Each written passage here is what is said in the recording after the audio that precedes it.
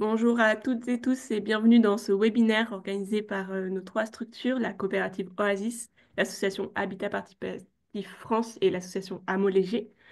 On va parler aujourd'hui du dynamisme des campagnes et notamment du sujet des habitats participatifs écologiques. On va attendre que les uns et les autres puissent se connecter à ce webinaire. Pour information, ce webinaire est enregistré. L'enregistrement a commencé depuis le lancement du webinaire. Voilà, vous pouvez on- prendre connaissance des petits modules qui vont vous permettre d'interagir avec nous pendant cette heure et demie qu'on va passer ensemble. Notamment, il y a un petit module qui s'appelle questions-réponses qui s'affiche probablement sous la forme Q et R en bas de votre écran, sur lequel vous pourrez poser vos questions au fur et à mesure du webinaire. Ces questions seront modérées et collectées par notre équipe pour pouvoir les rassembler par thématique et y répondre sur la dernière partie du webinaire. Donc n'hésitez pas à utiliser ce module pour poser toutes vos questions au fur et à mesure des présentations. Voilà, je vois pas tout à fait les gens qui se connectent. S'il y a encore des gens qui arrivent, on va peut-être attendre encore un tout petit peu.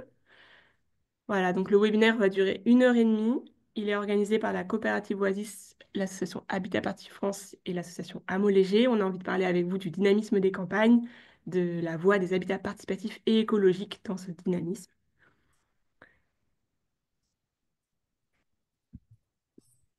J'ai l'impression que ça se stabilise petit à petit.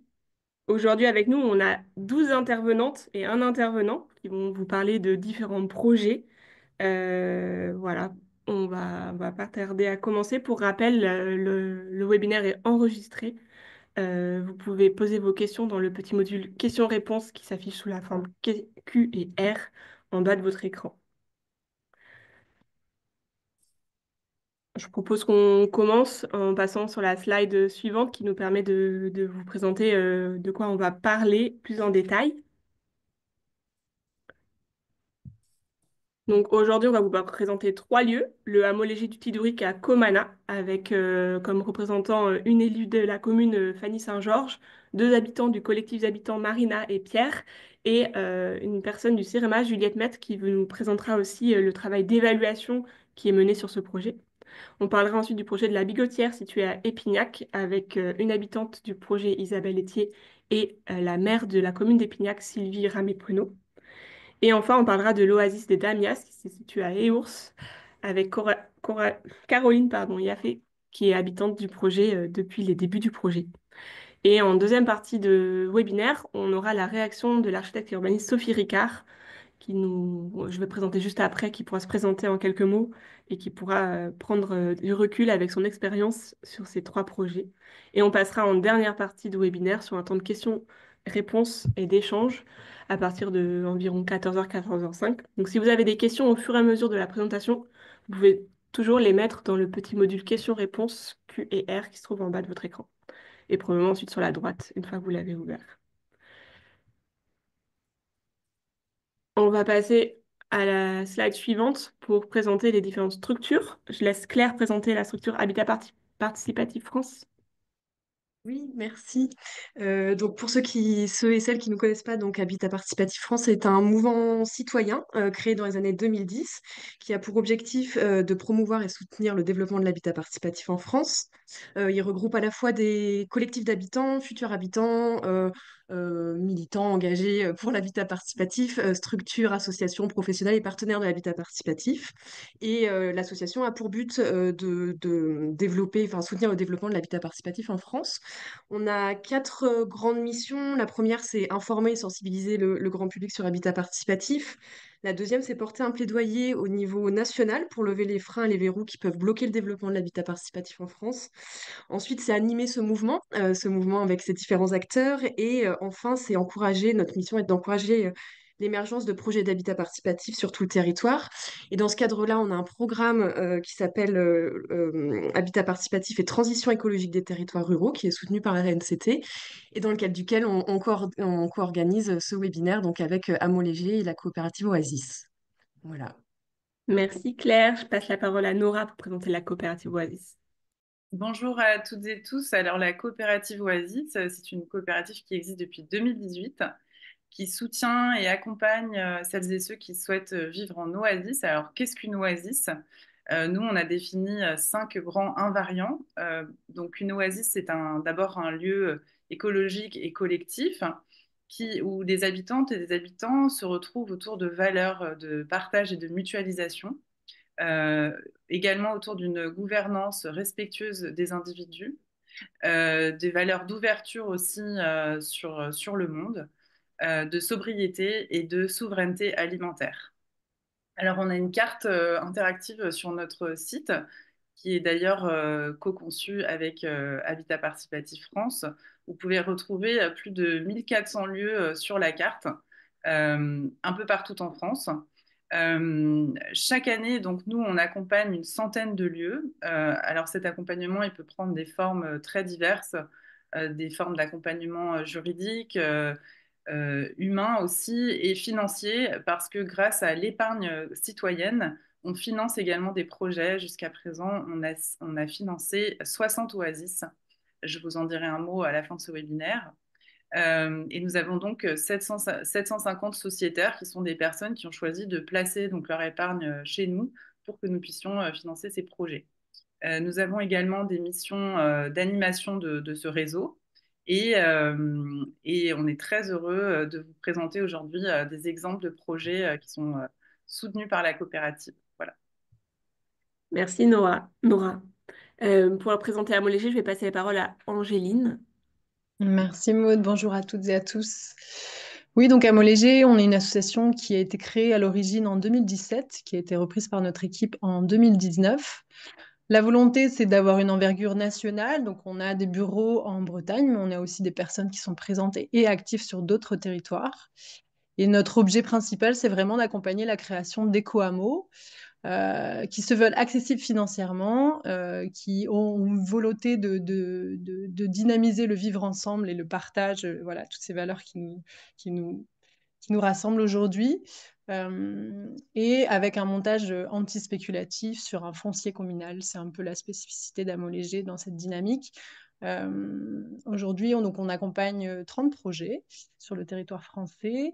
On a 5 projets qui sont finalisés. On pourra mettre en avant le projet de Comana aujourd'hui.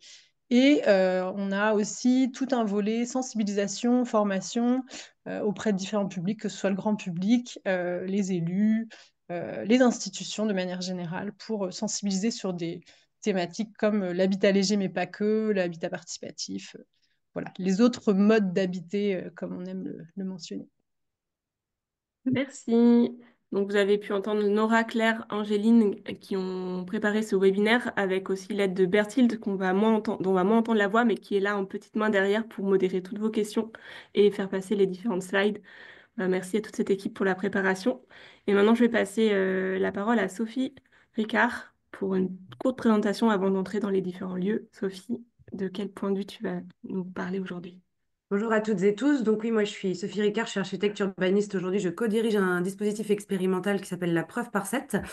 Mais avant ça, on a développé, notamment avec Patrick Bouchin, une nouvelle forme de méthode pour pouvoir écrire une commande publique différente, commande publique ou privée, en mettant en place ce qu'on appelle la permanence architecturale, c'est-à-dire en décidant que l'architecte devait, en amont de la commande, de l'écriture de la commande, devait être sur le territoire même du projet, vivre sur le terrain, afin de mieux capter les besoins et les envies de la population et réactiver nos démocraties locales pour favoriser l'écriture d'une commande collective, que ce soit dans les projets d'aménagement, d'urbanisme, de paysage et d'architecture, pas que autour du logement. Mais il se trouve que je suis issue d'un projet spécifiquement tourné vers le logement social, où j'ai habité pendant 3 ans une petite rue qui était vouée à la démolition dans le nord de la France, à Boulogne-sur-Mer, en vue de dire justement que l'architecte pouvait vivre l'inhabitable et en démontrant qu'on habitait même le territoire, que l'inhabitable n'était pas si inhabitable que ça et qu'on pouvait réparer avec l'aide des populations locataires de leur logement social, leur maison et monter des chantiers écoles et travailler sur l'appropriation contre l'uniformisation du logement social qui existe aujourd'hui en France. Ça a été un acte pionnier pour démontrer que la permanence architecturale pouvait justement redonner une capacité d'agir forte aux populations dans l'amélioration et l'aménagement de leur cadre de vie. Et donc, on a continué en théorisant ce qu'on appelle la programmation ouverte. Ça, c'est un sujet que j'ai fait il y a maintenant plusieurs années, qui est sur l'ancienne faculté des sciences désaffectée à Rennes, en disant qu'on pouvait se servir de nos patrimoines, les patrimoines dont on hérite, qu'ils soient universitaires, hospitaliers, agricoles, dont on ne sait pas quoi faire aujourd'hui, dont on pourrait leur redonner une nouvelle utilité, qu'il faudrait s'en saisir pour permettre de favoriser une nouvelle écriture de la commande en permettant aux besoins et aux envies de la population qu'ils puissent être assouvis dans ces espaces-là et écrire une commande à partir des occupations citoyennes de ces espaces pour renouveler l'action publique et renouveler d'autres manières de redynamiser nos territoires et notamment nos territoires en friche. Grâce à ces projets, on a eu la chance de pouvoir monter un dispositif accompagné par le ministère de la Transition écologique, de la Culture et la Fondation de France, qui nous suit depuis des années sur des projets expérimentaux qui favorisent ce qu'on appelle un urbanisme vivrier du lien et du soin, capable de reterritorialiser la commande publique en faisant appel aux ressources matérielles et immatérielles d'un territoire. Et donc, pour ce faire, on a accompagné plusieurs projets en France pendant 7 ans, au passage à l'opérationnel, en se disant qu'il y avait des fondamentaux dans nos méthodologies de projet qui sont habiter le site même du projet. Il faut que l'architecte soit présent dès le départ, en amont de la fabrique de la commande, révéler les possibles ignorés en justement permettant en proposant une programmation ouverte de ces espaces, que ce soit des espaces naturels en friche, d'une architecture vernaculaire de centre-bourg en friche ou un espace, on va dire, anciennement universitaire ou équipement désaffecté, en incitant la population à venir s'exprimer et occuper ces territoires pour leur redonner une nouvelle valeur d'usage et travailler sur une nouvelle forme de commande publique, réunir les acteurs de la société civile, élus et opérateurs dès le départ en avant même de la commande, répondre à un enjeu de société qui est fondamental pour nous, c'est-à-dire que quand on fait ça, c'est pas pour se faire plaisir, c'est pour à chaque fois travailler sur comment on fait revenir des TOBIB en milieu rural, comment on travaille sur nos questions de santé mentale, de liens sociaux, de fractures sociales, de transition écologique, etc., etc. Faire école sur chacun de nos projets. On associe toutes les écoles du territoire, que ce soit les formations universitaires, mais aussi les BTS, l'AFPA, le Greta, les chantiers d'insertion, compagnons bâtisseurs, etc. Prendre soin des lieux fondamental et expérimenter effectivement pour essaimer et essayer de faire en sorte que de nouvelles formes de commande publique voient le jour, plus démocratiques, plus citoyennes et plus ancrées dans leur territoire. Merci beaucoup, Sophie, pour cette présentation fournie et dense qui nous donne envie d'avoir aussi ton retour suite à la présentation des 3 lieux. Donc, on va pouvoir commencer. On va commencer par le projet du hameau léger du Tiduric à Comana. Euh, je vais proposer à Fanny de prendre la parole en premier pour nous raconter pourquoi ils ont choisi le concept de hameau léger à Comana, qu'est-ce que cette expérience change pour la commune. On peut passer sur la première slide. Merci. À toi, Fanny. Merci Maud. Oui, alors Comana, c'est une petite commune rurale des Monts d'Arrée dans le Finistère, qui compte 1000 habitants et qui se dévitalise depuis quelques années, donc avec une baisse de la population, une population plutôt vieillissante. Et on est loin aussi ici des bassins d'emploi. Alors en 2020, il y a une réflexion qui a été engagée pour revaloriser une friche qui est située à 10 minutes à pied du bourg et qui est un terrain communal constructible. Et c'est suite à la rencontre avec l'association Hameau Léger que le projet d'Éco-Hameau a pu voir le jour donc en 2024 avec l'installation des nouveaux habitants, des premiers habitants qui sont arrivés en 2024 et qui continuent de s'installer cette année en 2025. Donc aujourd'hui, la commune, elle met à disposition ce terrain-là, à disposition de l'association d'habitants, en contrepartie d'un loyer qui est accessible sur une durée de 99 ans pour que des habitants puissent s'installer dans des petits habitats écologiques, sobres, sans fondation, enfin des fondations démontables. Donc dans de l'habitat participatif, puisqu'on mutualise des espaces et des ressources. Donc pour la commune, pour nous, en fait, c'est un moyen de permettre à des nouveaux habitants de venir s'installer ici, dans un logement décent, d'accéder à un mode de vie qui est durable et tout en contribuant en fait à la revitalisation de notre territoire.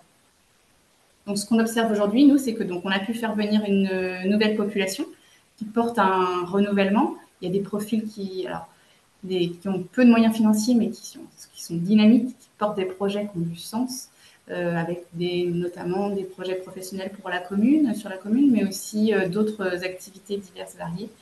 Je pense qu'ils vous présenteront après tout ce qu'ils ont en tête. On voit qu'en fait, l'intégration des nouveaux habitants, elle fonctionne bien, elle se passe bien. Il y a une volonté de leur part de trouver leur place, que ce soit au niveau du quartier, près du voisinage ou sur la commune.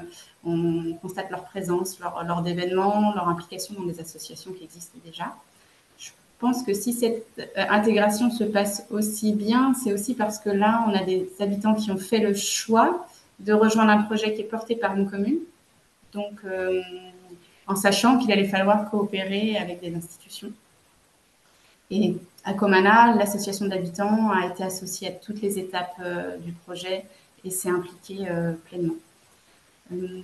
Ce qu'on constate aussi, c'est que c'est une façon pour nous de promouvoir une autre façon d'habiter, plus sobre, notamment à travers les portes ouvertes qu'on peut organiser avec l'association, ou bien quand on fait venir des scolaires, comme ça a été le cas au moment où des prototypes d'habitat léger ont été installés sur le terrain pendant quelques mois. Voilà pour ce qu'on observe aujourd'hui. Alors après, pour des communes qui voudraient se lancer, nous, le message qu'on aurait à faire passer, c'est que si vous souhaitez vous aussi revitaliser votre commune, limiter votre impact environnemental, tout en limitant aussi vos dépenses, puisque l'investissement par rapport à un lotissement classique est moindre, ça peut être une bonne solution pour vous, l'hameau léger. Après, sur les points de vigilance qu'on pourrait partager, mais c'est sans doute comme beaucoup de projets, c'est qu'il faudrait prendre le temps avant de se lancer, prendre notamment le temps peut-être de faire une étude de faisabilité, comme nous l'avons fait avec l'association Hameau léger. Bien anticiper la question du budget pour éviter les mauvaises surprises et maîtriser les coûts. Bien s'entourer, réfléchir au mode de gouvernance, la façon dont les décisions vont être prises. Ça permet d'éviter les tensions parce que c'est vrai que sur ce genre de projet, avec des acteurs nombreux, l'enjeu humain est essentiel. Merci Fanny pour ton témoignage. Je souhaite maintenant passer la parole à Marina et Pierre qui vont pouvoir raconter aussi comment ils ont eu l'idée de se lancer dans ce projet et leur expérience, qu'est-ce que ça a transformé pour eux. Je vous laisse la parole. Oui, bonjour. Je vais vous dire un peu qui je suis et faire un témoignage je me présente pour que vous sachiez un peu d'où je parle aussi. Je m'appelle Marina, j'ai 50 ans, deux grands garçons qui sont des jeunes adultes qui vivent ailleurs. Moi, j'ai passé 25 ans à être enseignante en maternelle en banlieue est de la région parisienne, dans une cité. Et ensuite, j'ai démissionné, j'ai quitté la ville. Je suis venue dans le Finistère où j'ai passé un CAP de menuiserie. Euh, dans mon cheminement, j'étais arrivée aux limites de ce que je pouvais faire dans mon cadre de vie, dans mon cadre professionnel. Je faisais de la pédagogie freinée dans mon cadre de vie sociale. J'étais dans les associations culturelles et militantes, etc. Au niveau environnement, au 7e étage de mon immeuble, je faisais ce que je pouvais, mais pour être en cohérence avec ce que je disais, ce que je pensais, fallait s'impliquer et partir et changer son propre mode de vie. Voilà. Je me suis retrouvée ici dans les Monts d'Arrée. Dans les Monts d'Arrée, pas par hasard, mais je ne vais pas développer ici la spécificité du territoire, de sa population. Et, voilà. Par contre, avec l'envie de continuer à faire société et de participer à faire advenir le monde dans lequel j'ai envie de vivre. Et donc aujourd'hui, j'ai un mode de vie au sein du collectif qui est plus respectueux de la nature et donc de moi-même aussi et des gens. Euh, on a réduit nos besoins, mais pas notre confort. Euh, le mode de vie en collectif nous permet de mutualiser plein de choses. On a nos espaces individuels qui sont plus petits, mais on a plein d'espaces partagés et où tout le monde apporte ce qu'il a, le met en commun au niveau matériel, mais au niveau de l'énergie et de l'enthousiasme aussi. Et donc ça, c'est très, très porteur. Euh, et puis on s'est choisi, on a des affinités et en même temps on est très différents les uns des autres, on a des âges différents, des parcours différents et voilà, c'est une manière de continuer à se transformer, à grandir voilà. Et ce qu'on fait au sein du collectif, en fait on a envie de le faire aussi au sein du village et de la commune et puis avec des cercles plus éloignés aussi des autres communes. j'ai envie de dire encore que les plus du projet Acomana, euh, pour moi, c'était que c'était pas réservé à une population qui a les moyens d'être propriétaire et que en théorie, c'est accessible au plus grand nombre. Après, il y a d'autres freins que le financier. Euh, Si c'est accessible financièrement, de mon point de vue, c'est aussi une possibilité de passer moins de temps dans un travail rémunéré pour réussir à payer son habitat et puis pouvoir dégager du temps pour être dans les associations, faire des choses avec les gens, mener d'autres types d'activités qui ne sont pas rémunérées.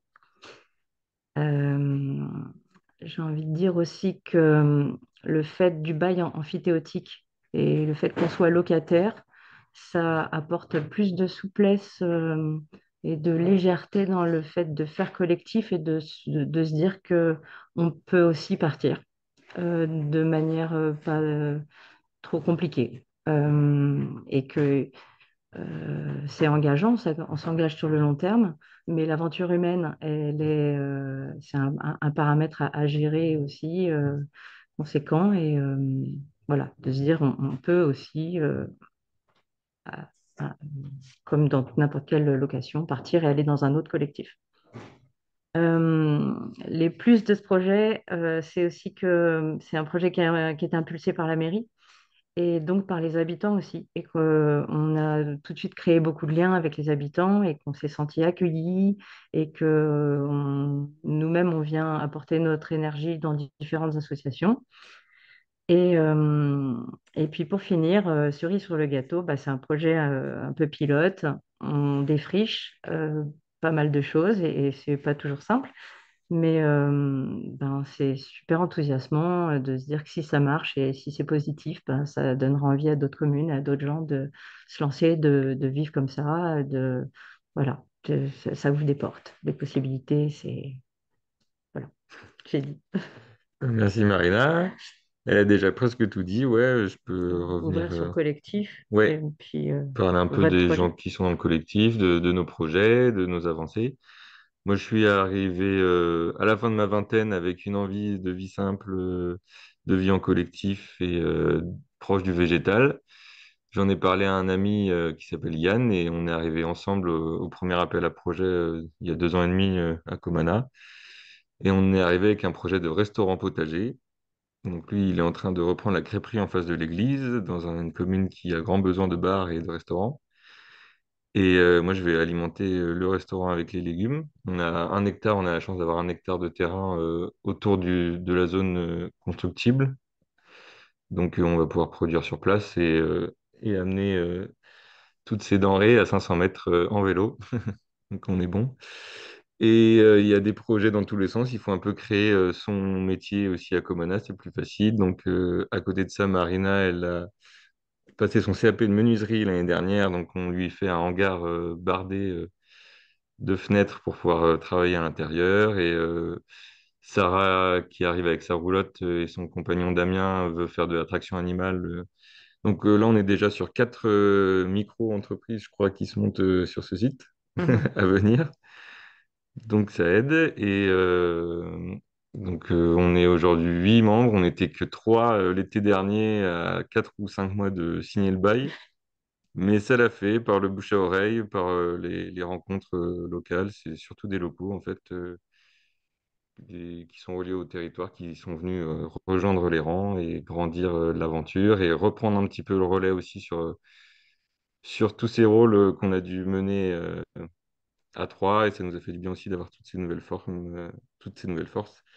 vives pour nous aider. Donc tout ça, ça s'est Il y plutôt a, bien il y goupillé. a même des gens qui habitaient à Comana, qui ont vendu leur maison, Estelle, Oui, pour venir habiter en yourte sur le terrain. voilà. Il y a des grandes décisions qui se font et des initiatives et des changements de vie parfois attendus depuis longtemps qui peuvent être permis par ce genre de projet. Voilà pour moi et mon témoignage. Merci beaucoup, Marina et Pierre. Je vais passer du coup maintenant la parole à Juliette Maître qui va nous partager aussi un travail qui est mené dans le cadre du soutien par la Banque des Territoires. C'est-à-dire que le projet de Comana est un projet qui est lauréat du programme démonstrateur de la ville durable.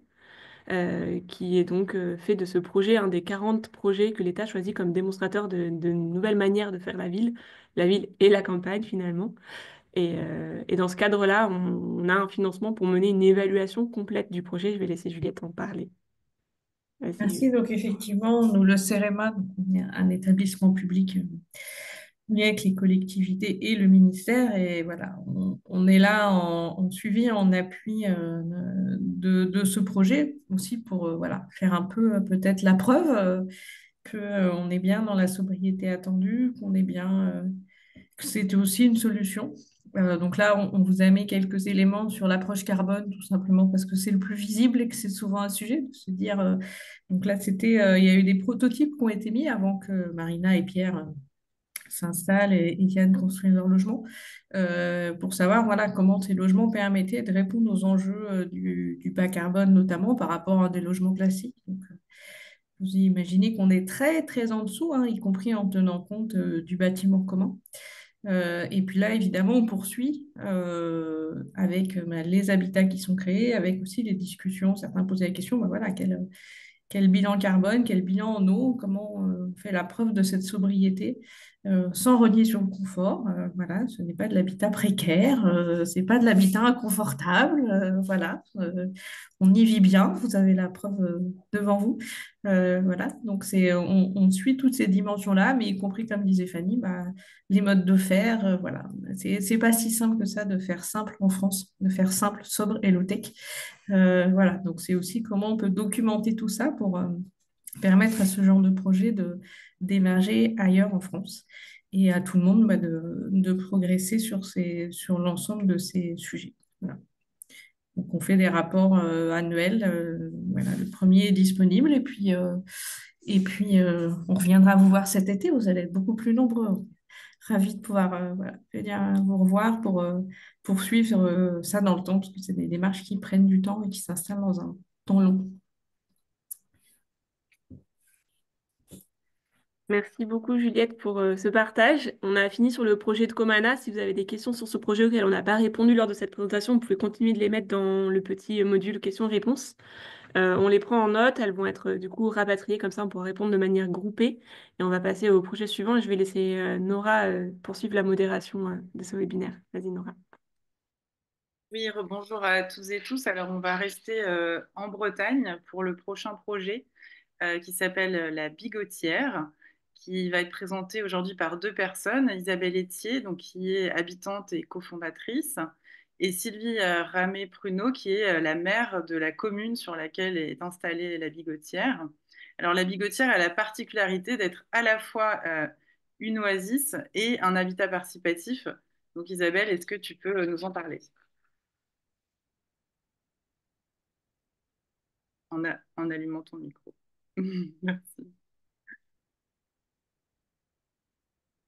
Ah, est-ce que tu peux allumer ton micro? Ah oui, avec mon micro allumé, c'est mieux. Vous m'entendez bien? Merci Voilà. beaucoup. Alors, par contre, il va falloir rembobiner un peu les diapositives. Voilà, ouais, tu peux t'arrêter là, c'est pareil. Allez, on vous emmène à la Bigotière. On va faire effectivement cette présentation à deux voix avec Sylvie Ramé-Pruneau, parce que finalement, cette histoire, c'est celle d'une rencontre en fait entre des habitants d'un habitat participatif, Oasis aussi, et un territoire.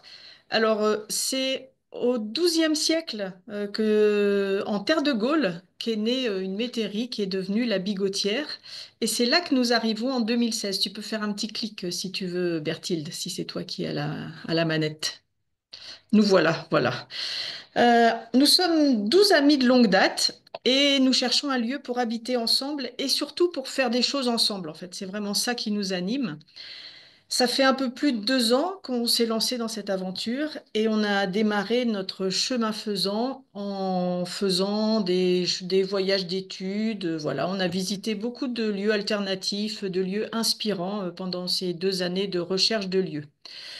On a bien sûr rêvé notre futur lieu. On a rencontré quelques maires de la région, si on voulait vraiment s'implanter dans cette région, là, entre Rennes et Saint-Malo. Et pour nous arrêter finalement à Épignac, où nous avons acheté la Bigotière en septembre 2016. Alors, c'est une ferme qui s'étend sur 4 hectares et demi. Elle comprend à ce moment-là une seule maison d'habitation que nous réservons pour le lieu d'accueil social qu'on veut créer sur le lieu. Le reste, ce sont des seaux à cochons, une étable, une très vieille longère qui a été une habitation, puis des écuries et qui est, quand on arrive, un immense débarras tout est plus ou moins en bon état et mérite beaucoup d'énergie, de se projeter aussi, des copains motivés pour nous aider. Et puis, on a fait appel aussi, bien sûr, à des professionnels et on est parti pour 2 ans de rénovation. Un petit clic, voilà. Alors, tous les travaux en fait des parties communes et des extérieurs, pour ça, on a organisé des chantiers participatifs avec le réseau Twiza. Et en fait, ces chantiers-là, c'était vraiment des moments forts. On a fait des belles rencontres. Il y a des amitiés qui durent de ces rencontres-là. Et aussi qui ont vu naître d'autres habitats participatifs. Voilà, des jeunes qui sont venus nous aider, puis ça les a inspirés aussi, et ils ont été créer d'autres habitats participatifs ailleurs en France. Alors pour la rénovation, on a été soucieux des matériaux et on a vraiment récupéré un maximum de choses déjà sur le lieu, toutes les pierres des démolitions.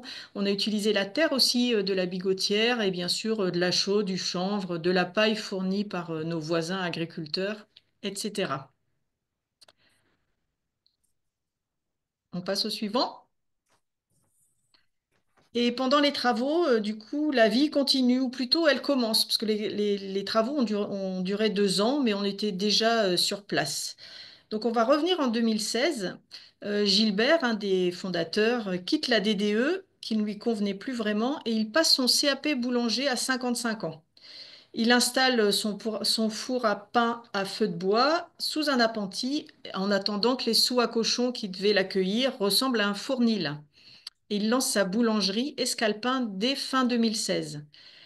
Il fait du pain 2 fois par semaine et il trouve une place sur le marché de Dole de Bretagne le samedi matin. Pendant ce temps aussi, nous adaptons la maison d'habitation pour le lieu de vie et d'accueil social avec l'aide des compagnons bâtisseurs. On obtient l'agrément de l'aide sociale à l'enfance et on confie la gestion de ce lieu de vie à une association, Trois Petits Pas, qui naît de ce projet. Donc, au départ, 3 habitantes y travaillent et une 4e salariée est recrutée. Trois Petits Pas ouvre en septembre 2017 et 3 mamans viennent y vivre avec leur bébé. Dès janvier 2017 aussi, nous décidons d'inviter nos voisins pour faire connaissance. Nous repérons les maisons alentours et les propriétaires des terres. Et après, enquête pour identifier les personnes, ce qui n'est pas si facile que ça. On leur porte des invitations chez chacun d'eux. Ils répondent présents et autour d'un apéritif, chacun se présente et nous leur présentons notre projet. Ils ne se connaissent pas tous, mais tous connaissent la Bigotière qui fait partie du patrimoine local. Robert, qui est là, est né juste là, près de la cheminée. Ils sont curieux, se demandent si nous sommes des hippies ou une secte. Voilà, ils se demandent si on vit tous ensemble et même si on est des échangistes. C'est un moment en fait très important pour notre acceptation dans le territoire. Nous apprenons ce jour-là qu'il faudra du temps et de la délicatesse pour apprivoiser le monde qui nous entoure et qui n'est pas le nôtre, hein, c'est nous qui venons habiter là. Et nous sommes d'ailleurs encore aujourd'hui des parigots pour certains villageois. Sylvie, peut-être qu'à ce moment de l'histoire, vous pouvez nous dire comment vous avez vécu l'arrivée de ces personnes, de ce groupe en fait, sur la commune d'Épignac. Oui, bonjour à tous. J'avais effectivement entendu parler avec les collègues maires d'un projet, voilà, on ne savait pas trop ce que c'était, etc. Et puis, j'avais quand même pas mal de curiosité. Vous avez sollicité un rendez-vous, donc j'avais un peu envie de savoir ce qu'il en était en fait. Et je pense que c'est à l'issue de ce premier rendez-vous, j'étais accompagnée par une adjointe qui était déjà un peu sensibilisée à l'habitat partagé notamment. Et c'est vrai qu'à la suite de ce premier rendez-vous, bon, ça m'a Alors, j'étais assez surprise que ce groupe de personnes, ce choix de vie et ce groupe de personnes ait souhaité s'installer à Épignac. En même temps, curiosité et j'ai été rassurée très vite, en fait, par les porteurs de projets. Et je crois vraiment que c'est à ce premier rendez-vous que je me suis rendu compte que, bon, ils avaient quand même la tête sur les épaules avec tout ce que j'avais entendu, ce que vous avez dit, hein, secte, bon, bref, communauté, bon, tout ce qu'on peut un peu entendre et qui fait un peu peur dans nos campagnes quand on ne connaît pas les personnes. Mais c'est vrai que j'ai été rassurée très vite. Voilà, et c'était vraiment un beau projet. Et je pense qu'effectivement, d'aller vers les habitants, de vous intégrer aussi dans beaucoup d'associations, ça a permis de se faire accepter et puis connaître surtout. Parce que c'est souvent ça, en fait, l'angoisse, les peurs, elles viennent parce qu'on ne sait pas trop qui est derrière, pour faire quoi, comment, etc. Voilà. Et oui, et nous avons voulu ouvrir ce lieu sur le territoire. Si tu veux passer de diapositive.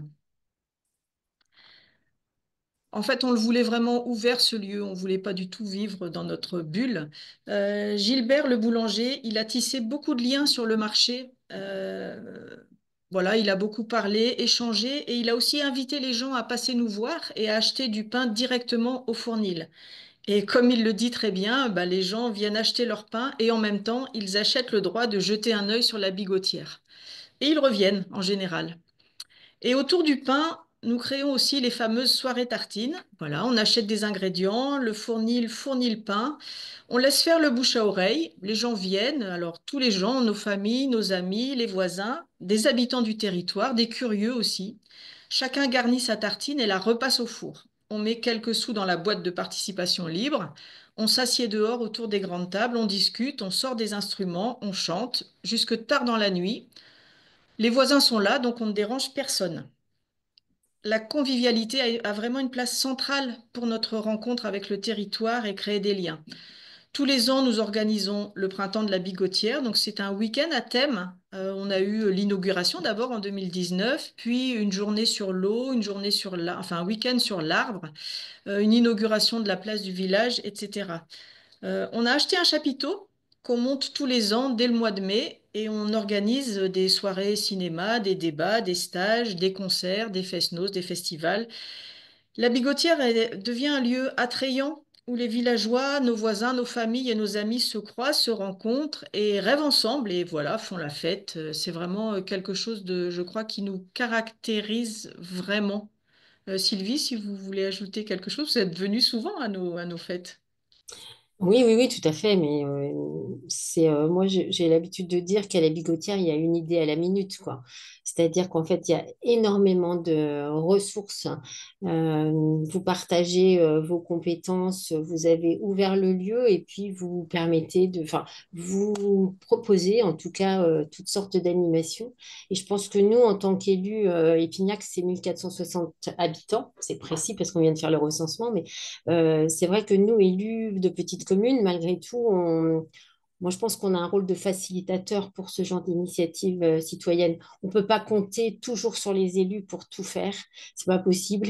Donc, clairement, quand on a des gens qui veulent dynamiser, alors il y a eu tout l'aspect patrimonial aussi, hein, c'était quand même une ferme importante de la commune, donc la préservation de ce patrimoine et puis toutes les propositions que vous pouvez faire, qu'elles soient culturelles ou autres, dans la convivialité toujours, mais c'est important, oui. Et puis, il y a tout, mais vous allez peut-être en parler tout à l'heure, tout ce qui est mise en relation des producteurs avec les consommateurs, etc. Mm. Eh bien, du coup, on va pouvoir changer de diapositive. Parce que vous l'avez dit tout à l'heure, en fait, ouvrir le lieu ne suffit pas pour vivre avec un territoire. On est aussi allé à sa rencontre. C'était vraiment très important pour nous aussi d'aller vivre dans les communes qui nous entourent. Donc à Épignac, Henri s'est inscrit à la chorale, Myriam au cours de dessin, Bruno est au CA du comité des fêtes. On participe à l'association Au fil du temps qui nous fait visiter le patrimoine de la commune tous les 14 juillet. Et nous nous sommes investis aussi beaucoup dans des associations de l'éducation sociale et solidaire d'Auloise. Voilà, Compose-tout sur le compostage, des idées plein la terre, la ZUT, la passerelle, etc. On participe vraiment, on s'engage vraiment dans ces associations-là. Et dès le début de notre projet, on est allé voir. Du coup, on est venu vous voir, Sylvie. C'est vrai, vous avez raconté ça. Et en fait, on a été reçus vraiment avec respect et avec un vrai esprit d'ouverture. C'est vrai que vous n'aviez pas un enthousiasme particulier, mais une vraie curiosité bienveillante. Et petit à petit, des liens se sont tissés, la confiance aussi s'est invitée là. Et voilà, ensemble, on a parlé PLU, phytoépuration, mais aussi de projets, de biodiversité, etc.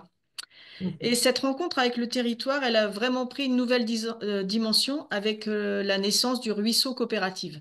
Donc le ruisseau coopérative, c'est Jean-Luc, un des habitants, qui a aussi quitté la fonction publique pour créer une SIC, une société coopérative d'intérêt collectif, sur le lieu.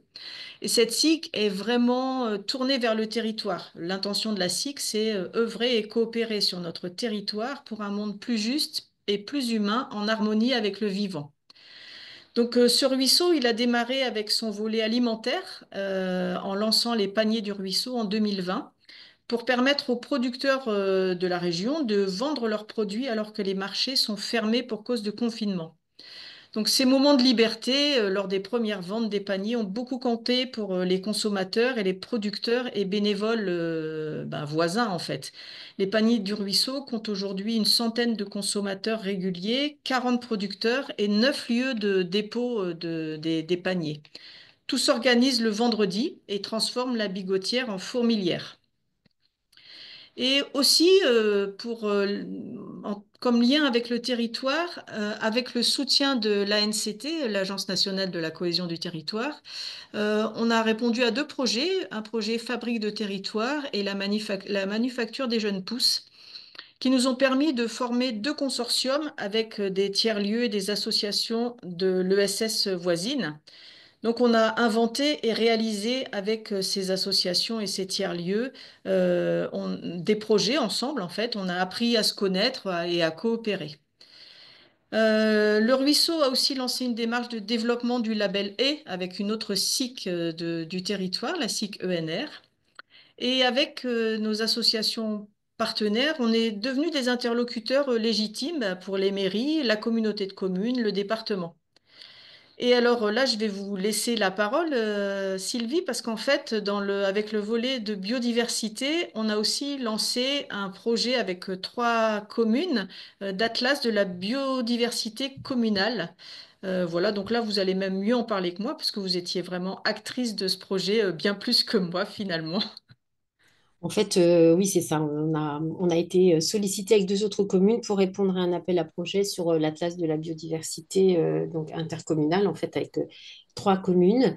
Et alors, je ne vais pas tout détailler, mais l'idée, c'était de connaître, de comprendre la biodiversité et par rapport à toute la connaissance sur la faune et la flore, notamment les trams vertes et bleues, enfin, qu'on ait aussi toute cette connaissance de nos territoires et puis ensuite qu'on puisse communiquer avec les habitants également, les faire participer, les impliquer, que ce soit les habitants, les écoles, les bibliothèques, etc., avec, à partir d'avis de recherche, de réunions, d'expos, de panneaux, etc., pour que les gens, au-delà de cet aspect cartographie et puis vraiment connaissance, qu'il y ait aussi une appropriation par les habitants et ensuite une valorisation de cet atlas dans nos documents d'urbanisme notamment, mais aussi pour la formation de certains agents, etc. Et ça a été vraiment porté par Jean-Luc, notamment avec une expertise quand même très importante et pour tout ce volet connaissance notamment et beaucoup de temps passé, beaucoup de travail sur le terrain avec l'aide aussi d'une stagiaire, enfin, il y a eu vraiment un partage de vos ressources en interne parce que vous avez énormément de compétences que vous avez mis au service aussi des communes et nous, on a été également acteurs pour assurer après aussi toute cette communication vers les habitants. Et puis, bah, effectivement, ça s'est terminé par une reconnaissance à Strasbourg dans la catégorie connaître. Notre atlas de la biodiversité intercommunale a eu le premier prix dans cette catégorie, en fait. Donc, c'est vraiment un beau projet qui n'est pas terminé, parce que maintenant, on continue via des actions qui vont devoir se mettre en place prochainement. Voilà, en très peu de temps, rappeler un peu ce qu'a été l'Atlas de la biodiversité, mais tout seul, on n'aurait pas pu le faire. On n'avait pas les moyens humains, on n'avait pas l'expertise, etc. Donc, s'appuyer sur des citoyens qui se mettent au service des autres, c'est quand même, on a beaucoup de chance. Allez, on va passer à presque la dernière diapositive. Merci, Sylvie. Alors, pour finir, ce que je peux dire, c'est qu'en un peu plus de 8 ans, la Bigotière a pris une nouvelle place sur le territoire.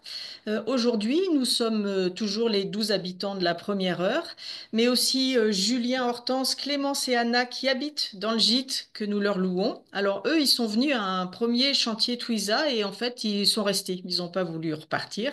Julien, aujourd'hui, est salarié du ruisseau et Anna, la petite dernière, est née à la Bigotière à domicile le 20 février 2024.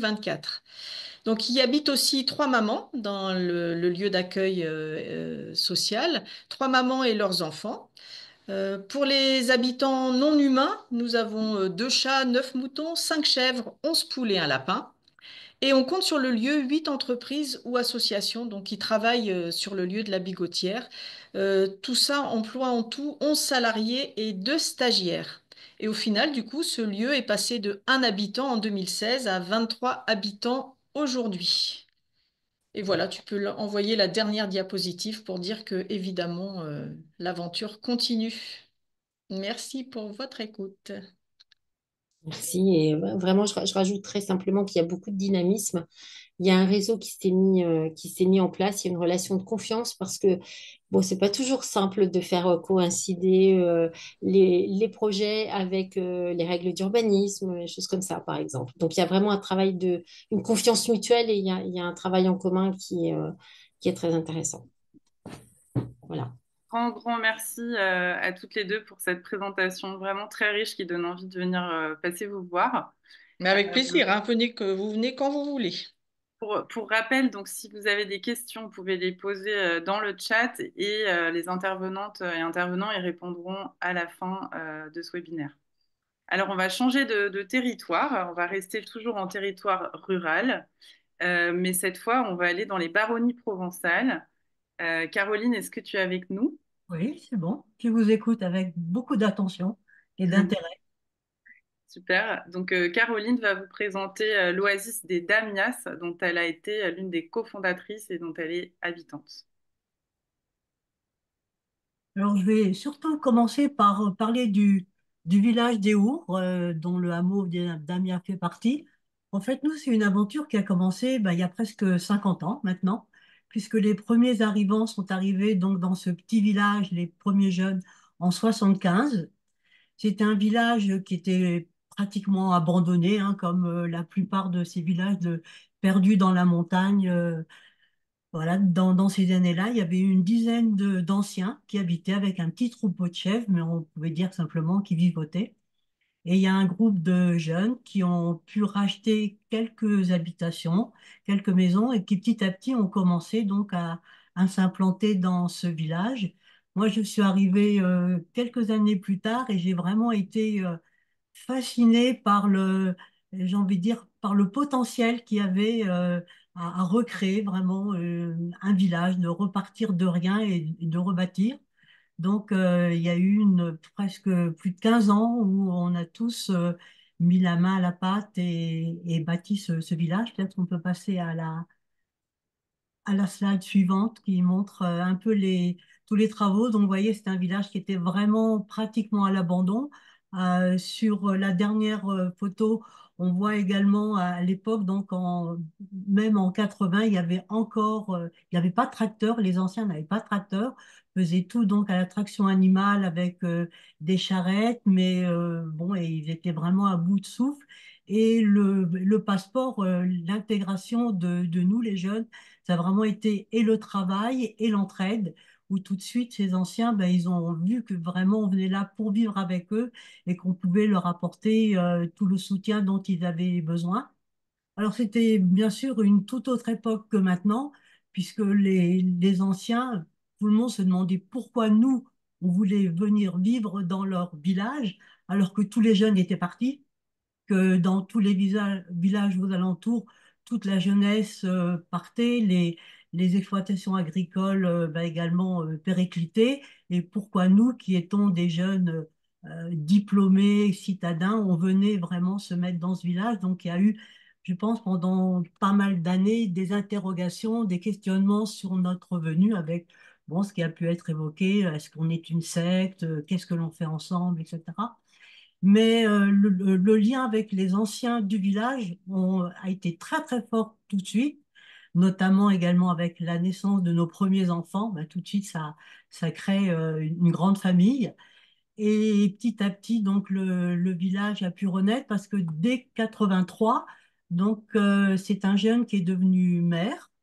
Et c'était un conseil municipal mixte entre les anciens et les jeunes, mais on a pu donc vraiment prendre les rênes de la commune et de là permettre de restaurer la cure, donc de créer de logements, d'acheter des terrains, de créer une réserve foncière en travaillant beaucoup sur les parcelles bien vacants et sans mètres. Donc on a pu récupérer du foncier pour le revendre à un prix très raisonnable à d'autres familles pour qu'elles s'installent. On a, dès le départ, donc, accepté l'installation d'habitats légers et de yurts, on pourra en reparler. Et puis, surtout, ce qui a également participé au dynamisme du village, c'est une école, puisque on était des jeunes familles, on a eu nos enfants et tout de suite, ça nous paraissait évident de créer une école avec bah, les valeurs que l'on souhaitait leur transmettre dans notre éducation. Et l'école a été est toujours un ferment, quelque chose qui attire de nombreuses familles. Je ne vous cache pas que c'est pas facile. Donc, c'est une école que l'on a choisie en étant sous contrat pour garder une plus grande liberté pédagogique et également le choix de l'instituteur. Mais voilà, donc je dirais que la difficulté avec l'éducation nationale a toujours été pas évidente et reste en ce moment encore assez tendue et difficile, mais bon, ça fait plus de 30 ans que l'école existe et on espère bien qu'elle va continuer. Donc, ce village, en 80, il y avait une vingtaine de personnes, et puis je dirais toutes les décennies, il y avait une vingtaine de personnes en plus, puisque en 2000, on était plus de 90, et aujourd'hui, on est 150. Bon, ça reste vraiment un tout petit village, hein, comparé à vous, quand même, vos autres communes. Mais c'est un village qui a quand même été euh, à l'origine de pas mal de projets, notamment la phytoépuration. Ça a été la première station implantée de roseaux dans le département des Hautes-Alpes et je crois même dans toute la région PACA. Ça a été relativement difficile pour faire accepter ce mode d'épuration, d'assainissement collectif, mais depuis, la plupart des petites communes des Hautes-Alpes sont en phytoépuration. On a également été dans les premiers à faire de la construction en terre-paille, notamment avec l'extension de l'école, où on a fait donc en terre-paille et qui a été un bâtiment public reconnu dans cette construction. Également, voilà, différents projets. On travaille beaucoup en collaboration avec le parc régional des Baronnies provençales, où on est quand même une des petites communes je dirais, très pilote et très enclin à vraiment expérimenter un peu tous les projets qui nous sont proposés. Notamment, en ce moment, on travaille sur une réserve naturelle régionale pour la préservation des vieux arbres. et qui entraîne avec nous, on entraîne avec nous les communes voisines. Donc aujourd'hui, Éour est quand même beaucoup plus relié au village de la vallée de la Méouche qu'auparavant. Et c'est bien parce qu'on avait été perçu justement comme étant un peu à part pendant de longues années et maintenant faisant partie de la même communauté de communes, du parc et d'avoir des projets associatifs et communaux ensemble, ça nous relie beaucoup. Voilà un petit peu pour le village qui n'a pas souhaité être catalogué comme une oasis parce qu'en fait c'est une commune, donc tout le monde n'a pas forcément quand même envie de se relier je dirais à ces valeurs-là, bien que ce soit quand même les valeurs qui soient portées par la grande majorité des habitants. Et donc, parallèlement au village, il y a le hameau des Damiens qui, lui, maintenant, est vraiment une oasis, fait partie des oasis qui s'est reconstruit. Donc, peut-être on peut passer l'autre diapositive. Voilà, donc lui, il a été acheté en 82 et on a vraiment commencé la rénovation en 90. Donc vous voyez aussi du gros, voilà, il fallait tout reprendre à zéro et on a commencé, on était une famille, mais très vite, beaucoup de personnes sont venues nous aider et ont travaillé avec nous, vécu avec nous pendant entre quelques mois à plusieurs années, que ça a toujours été vraiment des passages de vie très importants pour ces personnes qui, eux aussi, ont créé par la suite d'autres projets, ont réalisé leurs propres projets. Et maintenant, donc, le Hameau des Damiens est un collectif où il y a donc quatre familles qui y vivent. Et surtout, ce qui est intéressant, ce que je peux parler, c'est que justement, on est passé d'une propriété privée à une coopérative d'habitants et qui permet vraiment à un jeune collectif de s'approprier pleinement le lieu et de vraiment s'y sentir chez eux et d'y vivre. Et parallèlement à ça, donc on a une scope pour toutes les activités qui sont des activités de maraîchage et des activités d'accueil et également des activités de randonnée équestre, de séjour enfant. Donc, il y a aussi une dizaine de personnes qui travaillent autour, je dirais, des activités du hameau des Damiens. Voilà, il y a peut-être l'autre diapositive qui montre, voilà, d'une part la rénovation. Donc, mon mari travaillait surtout le bois. Il était plus à l'aise avec le bois qu'avec la pierre.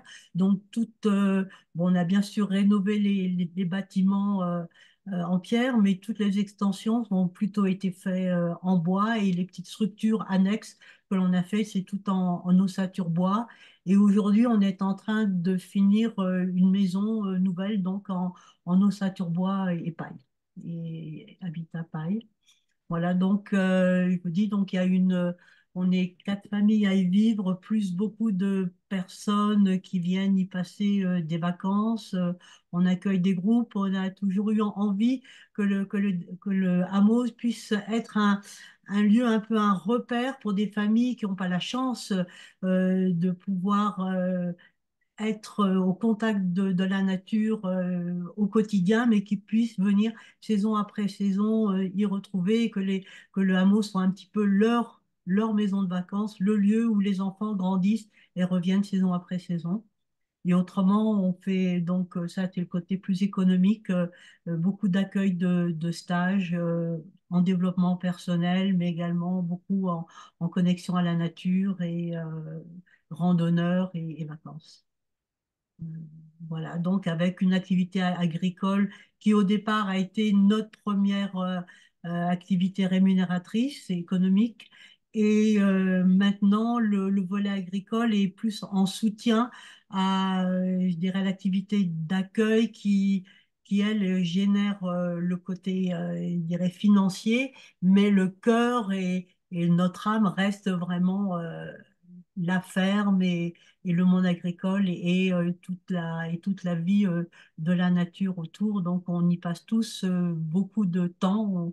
On essaye que les jardins soient le plus beau possible et puissent nourrir l'ensemble des personnes qui viennent chez nous. Et c'est un défi, puisque parfois on a une cinquantaine de personnes qui viennent passer une semaine en pension complète. Donc, il faut quand même des salades et des carottes pour alimenter tout le monde. Mais voilà, c'est notre souhait d'être de le plus en plus dans l'autonomie alimentaire. Et maintenant, on va aussi beaucoup vers tout ce qui est autonomie énergétique avec du photovoltaïque, du thermique. Enfin, voilà, on essaye d'être le plus cohérent possible avec nos valeurs.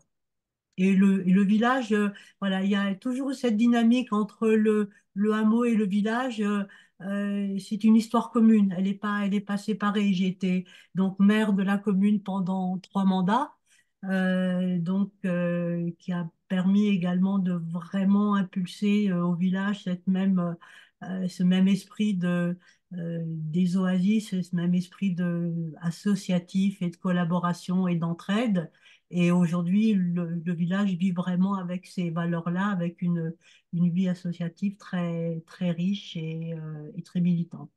Un grand, grand merci, Caroline. Il y aura plein de questions sur l'ensemble des projets tout à l'heure. On va donc y revenir, mais on doit voilà, quand même aussi respecter le timing, le tempo. Donc, on va passer aux réactions et retours, commentaires et partages de Sophie Ricard, l'architecte. Un grand merci, Caroline, encore. Et on va revenir tout à l'heure sur ton projet à travers les questions-réponses. Sophie, donc la parole est à toi. Tu as découvert 3 projets qui ont des formes un petit peu différentes.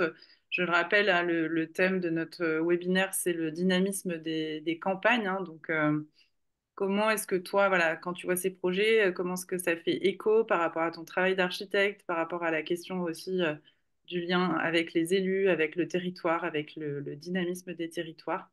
À toi, Sophie. Bah, merci, bravo à toutes et tous. J'étais vraiment très heureuse et enthousiaste de vous entendre sur chacun des projets qui, pour moi, incarnent véritablement ce qu'on peut appeler voilà, des projets de transition sociale, écologique et démocratique. Pour moi, il y a des choses, voilà, il y a quelque chose qui ressort qui est très, très important. C'est le lien entre la commande publique, la puissance publique, l'action de la puissance publique et l'action de la société civile. Et comment, justement, effectivement, nous, on parle de partenariat public-privé commun ou partenariat public-privé people, qui ont été des premières actions et des, on va dire, structures juridiques qui sont nées en Italie, à Lecce, à l'époque où la SNCF se séparait de ses anciennes gares désaffectées et qu'ils ont commencé à créer ces nouvelles formes juridiques plus coopératives en se disant la société civile peut redynamiser ces anciennes gares désaffectées et on peut mettre à contribution la société civile pour qu'elle puisse se réemparer de ce patrimoine puisque nous, SNCF local, c'est pas la SNCF en Italie, mais Trenitalia, on doit se séparer de ce patrimoine. Et ben, c'est un peu ce qui se passe là. C'est comment, et j'entends ça dans les propos des maires que j'ai entendus, c'est vraiment comment, quand on est élu local, on accompagne, effectivement, parce qu'on sait bien qu'aujourd'hui, on aura du mal à tout régler au niveau réglementaire et au niveau de la puissance publique. Et donc, et puis parce que je suis convaincue que de toute façon, on est face à une crise démocratique tellement forte qu'on doit absolument laisser faire et laisser advenir aussi ce qu'on appelle les maîtrises d'ouvrage habitantes. Chez nous, en tout cas, la capacité d'agir citoyenne, qui justement est aussi plus que tout capable d'agir sur son territoire et d'améliorer son cadre de vie et d'avoir des vraies, on va dire, façons d'innover dans la manière aussi de faire territoire ou en tout cas de monter des projets un peu novateurs. Et donc, c'est moi ce que j'aime quand je vous entends, c'est cette articulation entre la commande publique ou la puissance publique et la capacité peut-être d'accompagner la mise en œuvre de projets issus de volonté habitante, de volonté citoyenne ou de capacité d'agir locale en vue de redynamiser un territoire. Donc, pour moi, ça fait écho à plein de choses. C'est d'une part, à l'heure du zéro artificialisation nette, revaloriser absolument les friches, le déjà là, que ce soit des friches environnementales ou que ce soit des friches déjà bâties. Et donc, c'est aussi cette capacité de se dire à un moment donné, nous sommes dans des territoires occidentaux où tout est là. Et donc, reprendre ce déjà-là pour peut-être repartir et refaire du collectif et travailler sur l'histoire. Ce que j'aime beaucoup aussi, c'est l'histoire dont vous parlez. Le dernier exemple est flagrant. On habite toujours quelque part et tout est empreint d'une histoire. Et on est dans une société, malheureusement, où on allie les traces de passé. Et je pense que reprendre possession d'un contexte, c'est aussi, on ne construit pas d'histoire sans histoire. Donc, de se dire qu'on a envie, en tant qu'habitant, de venir sur un territoire parce qu'il nous anime, c'est aussi reprendre possession de son histoire et peut-être peut-être qu'en reprenant possession de son histoire et en l'accompagnant pour lui redonner une dimension contemporaine, on va être capable de comme ça, et ben peut-être éviter la désaffiliation et les fractures sociales qui nous arrivent et qui sont prégnantes sur nos territoires. Donc ça, j'y crois beaucoup. Redonner une nouvelle valeur d'usage, ça c'est ce que j'entends dans les 3 projets, c'est-à-dire qu'en faisant ça aussi, que ce soit dans une ancienne métairie qui a une histoire très forte sur un territoire, dans un ancien hameau délaissé ou dans une ancienne friche environnementale, c'est redonner une valeur d'usage aussi, invisible ou inconnue jusque-là par l'occupation et par de nouvelles formes d'habitabilité de ce territoire. Et après, ce qui naît de ça, c'est le développement de nouvelles filières économiques. Alors que ce soit la filière locale et retravailler sur la dimension de comment on mange, on se soigne, on habite autrement, on invente de nouveaux espaces de solidarité, mais aussi comment, eh ben, quand on répare notre patrimoine, on redynamise aussi les filières d'artisanat local. Et donc c'est ça qui est pour moi très important. On doit, dans le cadre de la redirection écologique de nos métiers, de la redirection écologique de nos entreprises, de nos industries, de nos usines, mais aussi du BTP, ça j'y crois beaucoup, il va falloir effectivement qu'on retravaille autrement à réparer ce dont on hérite. On ne pourra pas le réparer avec les matériaux comme le béton, ce qu'on a fait depuis des années. On va réparer avec des savoir-faire qu'on a perdus, ou peut-être qu'on n'a pas perdu dans certains territoires, mais qui vont devoir être remis justement au goût du jour. Et donc recréer de nouvelles filières, redonner envie aussi à de nouvelles formations d'advenir sur le territoire, à de nouveaux espaces de chantier collectif, chantier d'insertion, d'application, de transformation sociale, etc. Et donc ça redynamise aussi un territoire parce que ça lui refait prendre conscience qu'il vient de quelque part et on refait sortir l'architecture vernaculaire qui a une histoire en la remettant à disposition de notre histoire contemporaine. Ça, je pense que c'est assez, enfin, on l'entend dans tous vos projets. Le travail autour de la notion de propriété fondamentale. Donc ça, dans le premier projet, autour de la question effectivement des baux amphithéotiques et de la non-spéculation. Donc là, on a des exemples, nous aussi, à travers le BRS, donc le bail réel solidaire, qui permet justement aux communes d'acheter, mais derrière, ou à des opérateurs d'acheter, mais derrière, effectivement, être propriétaire juste des murs. La question aussi de la location, avec la commune reste propriétaire et on est locataire, et on peut aussi justement se sentir comme propriétaire, puisqu'on a justement, on s'est approprié notre logement, mais on peut aussi, on est agile et on peut être capable de partir. Ça, je pense que c'est très intéressant de voir ces nouveaux modèles d'habitat. Et je pense que justement, ces petits projets démonstrateurs on doit repartir de la petite échelle pour réinventer nos nouveaux montages d'habitat. Les OPHLM, les structures d'opération, les promoteurs immobiliers sont incapables de réinventer aujourd'hui seuls, ils sont à de trop grosses échelles. Et donc toutes ces opérations peuvent justement être des démonstrateurs pour demain créer des jurisprudences et essaimer sur de nouveaux modèles et de nouveaux montages. Mais c'est qu'à partir de cette petite échelle qu'on arrive à la faire. On ne peut pas le faire directement à partir de la grande. Voilà, et moi je crois à ce fameux partenariat public-privé commun. Donc c'est pas privé au sens du gros privé, mais c'est privé, nous tous particuliers, on peut être maîtrise d'ouvrage habitante ou assistance à la maîtrise d'ouvrage, d'usage. Et donc c'est comment on travaille ensemble avec les collectivités locales, les services pour que tout ça reprenne sens. Voilà. Moi, je vais vous parler très vite de projets, alors qui sont plus ici issus de la commande publique, mais pareil, la commande publique alors là, je vais vous parler d'un projet qu'on a fait il y a longtemps, hein.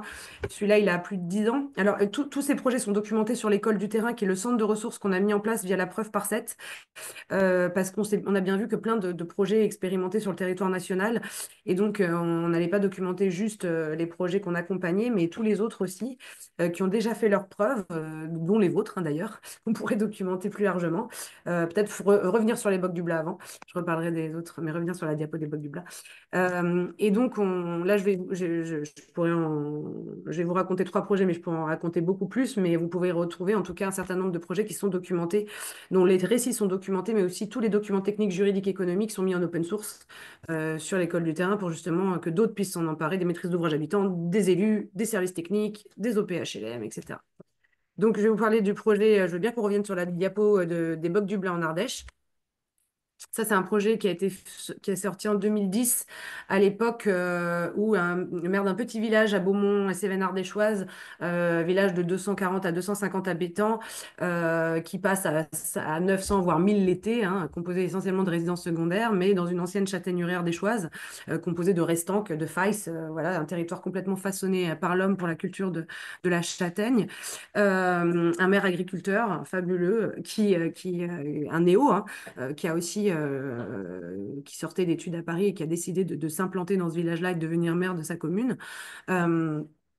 décide à un moment donné, enfin, voit l'école qui risque de fermer, sa population vieillissante, les jeunes actifs qui arrivent plus à se loger puisque le prix de la pierre est exorbitant, et donc se dit mais comment on fait alors qu'il y a des besoins, il y a les hôpitaux pas loin, à Aubenail, à Joyeuse, etc. Et comment on fait pour refaire venir des jeunes populations qui ne peuvent pas accéder à la propriété sur de la pierre. La pierre coûte trop cher. J'ai besoin de peut-être construire un autre type de logement, accession sociale à la propriété ou logement social. Il appelle un bailleur social. Aucun bailleur social ne veut venir construire 8 logements sociaux en Ardèche. Ce n'est pas rentable pour un bailleur social et l'échelle est trop petite. Et donc, eh ben, il se prend en main avec son équipe et son conseil municipal et il décide de devenir eux-mêmes maîtres d'ouvrage de petits logements sociaux en lançant un appel d'offres et en travaillant avec les futurs habitants. Parce qu'ils savaient qu'il y avait déjà des habitants qui voulaient venir habiter ce village-là parce ils avaient trouvé un travail non loin et ils voulaient ce cadre de vie-là dans ces châtaigneraie ardéchoises. Et donc, ils décident d'être accompagnés par un dispositif de la Fondation de France pour que ces habitants et lui-même puissent passer commande d'une nouvelle forme d'une œuvre, mais pas une œuvre à valeur artistique, mais une œuvre à valeur d'usage. Et donc, par le biais des nouveaux commanditaires de l'art de la Fondation de France, font appel à Patrick Bouchin pour venir accompagner un collectif d'habitants désireux de venir concevoir leur futur logement social avec le conseil communal de la ville. Et donc, on décide de construire comme ça, oui, alors de respecter vraiment l'aile châtaigneraie et l'emprise au sol, de venir sur des pilotis, de se poser comme ça sur les restanques, de les réparer au fur et à mesure, de commander des grands chantiers écoles sur ce territoire-là, parce qu'il faut aussi que les populations sachent entretenir ce terrain et ses restanques et ses failles. Donc, ces murs en pierre sèche qui soutiennent effectivement toute cette montagne. Et on monte des grands chantiers écoles. Et surtout, on arrive à mettre en place un dispositif intéressant qui est, on va construire un grand cloître couvert dans les châtaigneraies qui pourra accueillir 3 niveaux. Mais on va livrer juste le rez-de-chaussée ou le premier niveau qui est, on va dire, isolé. Et après, quand la famille va s'agrandir, que le travail va se faire, qu'un atelier va être mis en place parce qu'on va essayer de mutualiser logement et atelier de menuiserie, par exemple, comme dans la première opération, eh ben, on va laisser faire l'appropriation par les occupants et par les locataires. Comme ça, ils auront accès à moindre prix à la première poche isolée et derrière, ils pourront s'approprier le logement en vue d'une accession sociale à la propriété. C'est du logement social, mais le but, c'est qu'ils puissent se l'approprier et que derrière, il y ait une valeur qui puissent réacquérir ce logement s'ils le veulent, mais que au prix de base de la première isolation faite. Et donc, on réussit comme ça à monter cette opération qui prend du temps, hein, qui est vraiment une expérimentation forte, puisque le maire est devenu maître d'ouvrage de logements sociaux. Ils ont réussi, grâce au préfet, hein, à démontrer que ils avaient le droit à la TVA à 5,5, etc., parce que, même si c'est en territoire détendu, ils ont réussi à faire comprendre que pour que l'école ne ferme pas, pour refaire revenir des jeunes, pour refaire revenir, redynamiser le village, il fallait ces logements sociaux et il fallait construire avec la population pour qu'elle puisse être à la barre de la conception conception de leur logement. Et donc, il y a des logements où dedans, il y a un atelier de menuiserie, par exemple, dans les étages et le logement de la personne juste en bas. Donc, on a réussi à lier ce qu'on n'arrive pas à faire dans le logement social aujourd'hui, c'est insérer le travail dans la question du logement social. Je vais passer à une autre opération, mais tout est décrit dans le plus. Là, je vais passer assez vite, mais tout est très bien décrit. Sophie, pour qu'on puisse laisser la place aux questions, tu peux peut-être juste nous présenter très rapidement ce projet et puis ensuite on va passer aux questions-réponses. D'accord. Donc là, c'est la programmation ouverte. Ça, c'est pas sur de l'habitat, mais c'est pour dire justement que pour redynamiser nos villages, nous, on part de l'architecture vacante, habitat ou pas habitat. Mais on peut faire aussi, là, c'est l'ancien collège jésuite de Billon qui est désaffecté. Donc, Billon, un village de 5000 habitants, Puy-de-Dôme, désaffecté depuis un certain nombre d'années. Et l'idée, ça a été de le réouvrir aux besoins et aux envies de la population pour faire ce qu'on appelle une mise à l'épreuve par l'usage. Et de ces usages, réinventer des projets auxquels on n'aurait pas et un programme auquel on n'aurait pas à penser à l'avance. Le petit village de Billon n'a pas du tout l'argent, surtout que c'est un patrimoine classé, pour le réhabiliter, pour en faire un énième équipement culturel qui coûterait très très cher en investissement et en fonctionnement. Donc, il décide de refaire confiance à sa population qui a des besoins, à la société civile, de remettre un marché à l'intérieur, de tester des usages dans cet ancien collège jésuite qui a une histoire très très forte, une empreinte très très forte dans ce territoire. Et de se dire, ça fait plus de 5 ans que des architectes donc, sont en permanence et réouvrent ce lieu et accompagnent la population et la société civile qui s'est montée en gouvernance partagée. Ils ont monté une association collégiale, la PERM, tous les citoyens du village de Billon qui ont des envies et des besoins de faire des activités dans ce lieu-là pour justement redynamiser le village à moindre frais et se servir d'un patrimoine vacant pour lui redonner une nouvelle valeur d'usage et surtout faire office de service public et d'aide à la personne quand la commune n'a plus les moyens de le faire. Voilà. Et le dernier exemple que je donne très vite, et puis après on passe aux questions, juste après cette diapo-là, c'est le cas de... Je ne sais plus quel cas je vous ai mis après celui-là, c'était... Ouais, voilà. C'est pour dire que tout ce qu'on... Ça, c'est le village en chantier, donc Pérignat-sur-Allier, petit village, le maire agriculteur aussi. C'est un peu... Ça ressemble un peu au dernier projet que vous nous avez raconté. C'est tout un village qui se met en branle pour favoriser ce qu'on appelle un urbanisme vivrier. Et donc, lui, il travaille à la fois sur l'écopôle. Il a monté une zone pilote d'habitat et il a essayé de racheter toutes les maisons en ruine issues de l'architecture vernaculaire de son centre-bourg, qui était complètement délaissé, pour refaire venir des personnes dans le centre-bourg.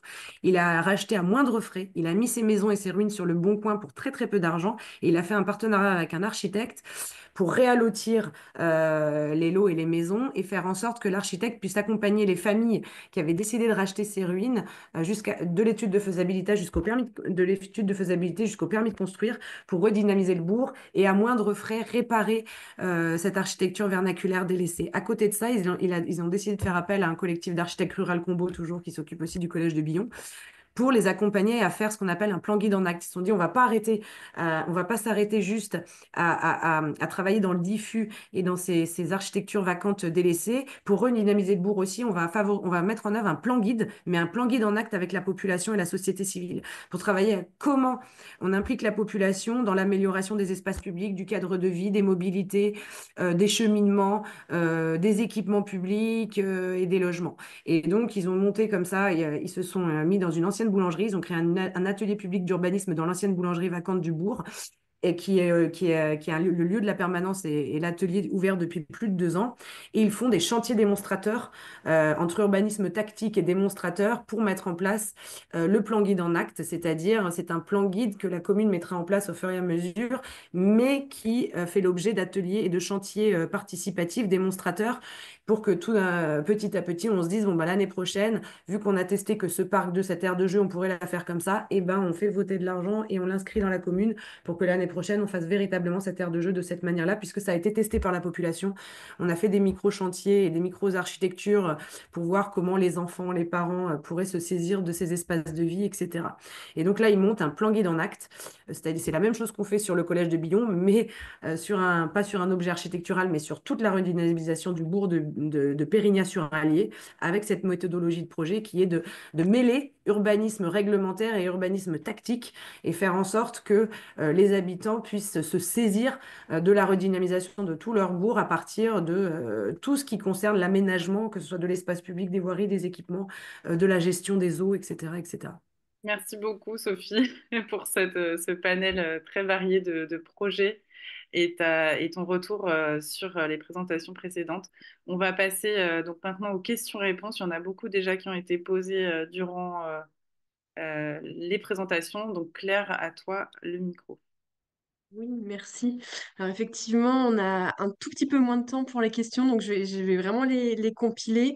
Mais déjà, pour répondre à différentes questions, vous dire que sur les sites de nos organisations respectives et des collectifs d'habitants, des habitats présentés, vous trouverez beaucoup d'informations, notamment pour contacter les personnes, nous contacter, poser des questions, trouver les ressources, etc. Donc n'hésitez pas. Et ensuite, donc, du coup, dans toutes les questions, donc il y a vraiment beaucoup de choses, donc je condense. Je vais faire d'abord une partie pour peut-être les trois collectifs d'habitants, pour avoir un peu vos retours d'expérience. Peut-être je vais vous laisser la parole chacun à votre tour et vous poser des questions ensemble, c'est-à-dire les questions se sont... Alors d'abord un peu sur comment ça s'est passé pour vous quand vous êtes arrivé sur le territoire. Présenter un peu votre collectif. Il y avait des questions sur les profils des habitants, les âges, les familles, est-ce que vous travaillez sur place, etc. Et puis peut-être il y avait une question sur le ressenti, vos ressentis quand vous êtes arrivé sur place, quand vous avez fait ce changement de vie. Donc voilà, peut-être rapidement, que ce soit Marina et Pierre, Isabelle ou Caroline, si en 1 minute ou 2 vous avez envie de réagir sur ces questions, je vous laisse la parole. Et puis ensuite, peut-être que je poserai plutôt des questions techniques ou sur la réception des élus et des collectivités face à ces projets. Voilà, pour vous dire un peu comment on va séquencer cette session. Voilà, si l'un de vous trois, des groupes d'habitants veut se lancer sur la réponse aux questions. vos ressentis, votre groupe, votre arrivée sur le territoire. Vous avez des choses à partager peut-être? Je vous ai en visu, Marina et Pierre, donc j'ai envie de vous passer la parole. Très bien. Euh, L'arrivée sur le territoire, comme je disais tout à l'heure, on s'est senti vraiment accueillis par la commune. Après, chacun, on a des tempéraments à aller rencontrer les gens, aller s'investir dans des associations de musique, de bibliothèque, d'entretien des chemins.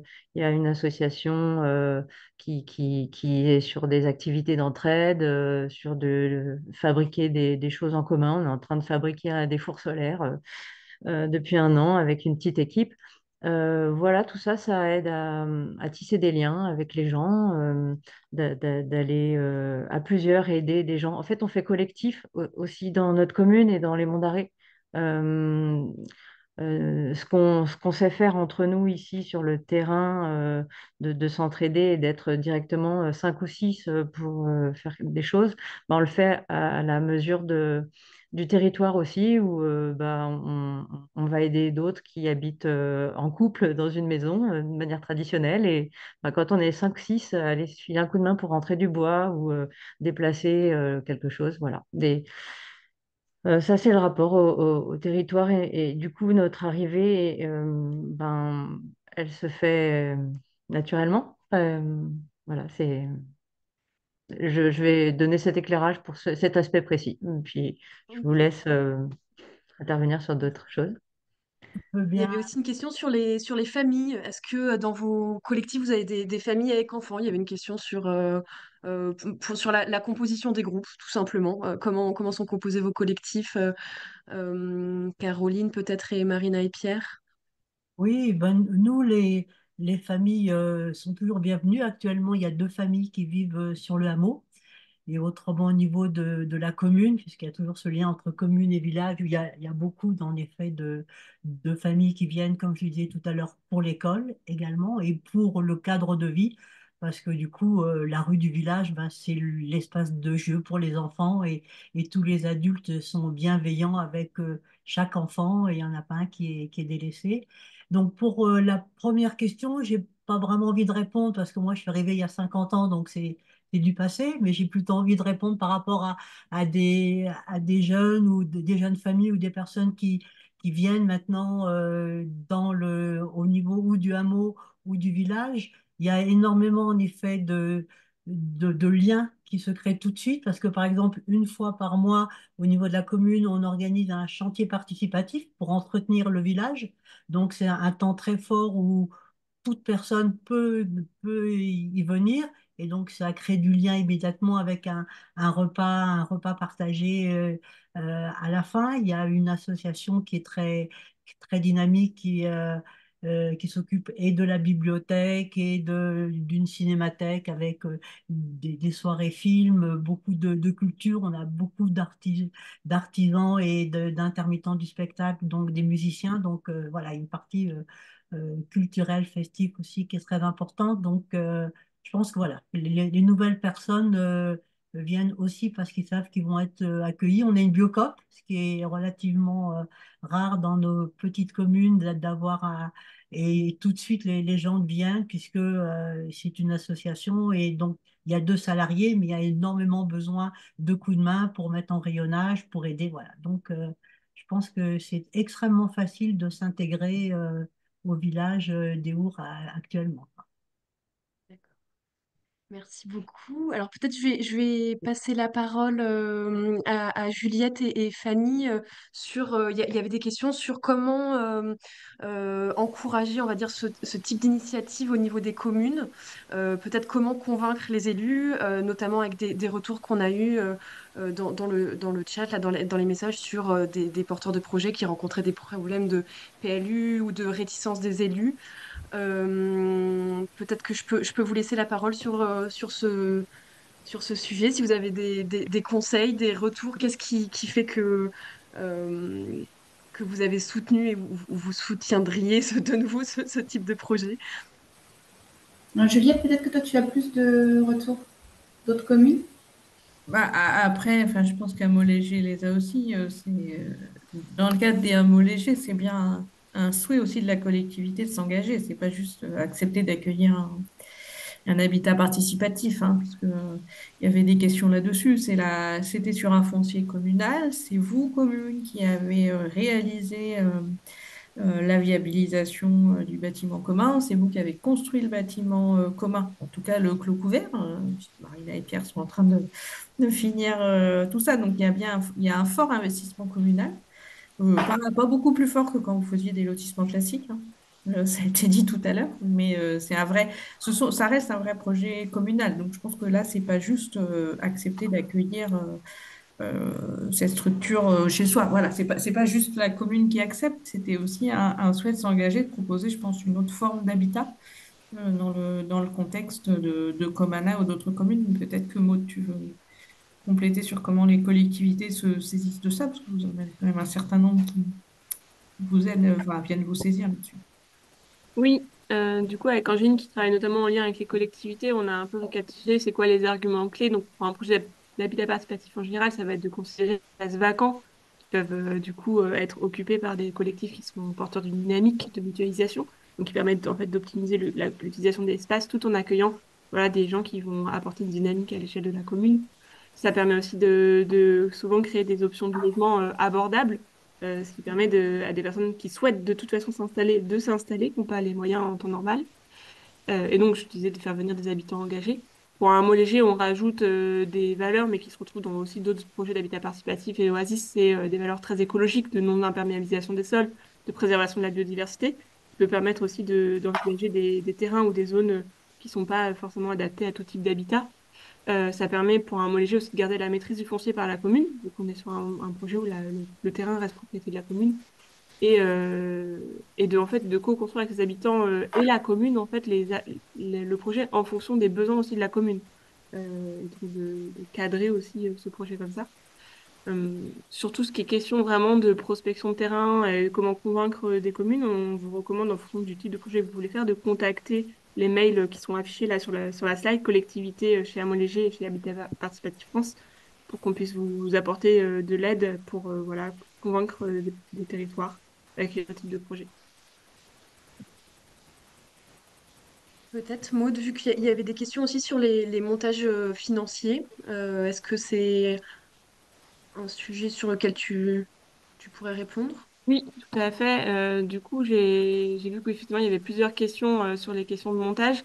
À noter qu'il y a un webinaire qui est vraiment dédié sur le sujet. Ce serait difficile d'y répondre en quelques minutes, mais il y a un webinaire sur les modèles économiques des hameaux légers. Euh, sur ce montage-là, notamment pour Comana, on en sait un montage où en fait le projet est porté par la commune et il y a eu un travail en amont de décider qui allait porter quel financement. Donc en fonction des communes et des territoires, c'est pas le même choix qui est fait. Il y a différents curseurs qui peuvent être choisis. À Comana en particulier, la commune porte financièrement énormément d'investissements parce que la commune avait la possibilité d'aller chercher des subventions et donc du coup faciliter ces investissements. Donc elle a financé les travaux de réseau, les travaux de voirie, les travaux du bâtiment commun jusqu'à un certain stade, donc hors d'eau, hors d'air. Et donc, elle finance ça avec ses fonds propres, un emprunt, des subventions. Et ensuite, elle amortit ses financements par le loyer, le canon du bail, puisque le terrain est mis à disposition du collectif avec un bail emphytéotique. Et donc, le collectif d'habitants paye un loyer tous les ans. À Comana, c'est de l'ordre de 8 000 € pour le collectif par an pendant 25 ans, qui est la durée d'amortissement de tous ces investissements. Et ensuite, sur les 74 années récentes, puisqu'un bail emphytéotique, ça dure pratiquement 100 ans, on est sur un financement qui vient plutôt couvrir des frais de fonds et donc on est sur 1 500 € par an. Donc voilà, sur le montage économique d'un hameau léger, on est voilà, au cas par cas sur cet équilibre en qui finance au début et ensuite ce financement il est amorti dans le temps par les usagers.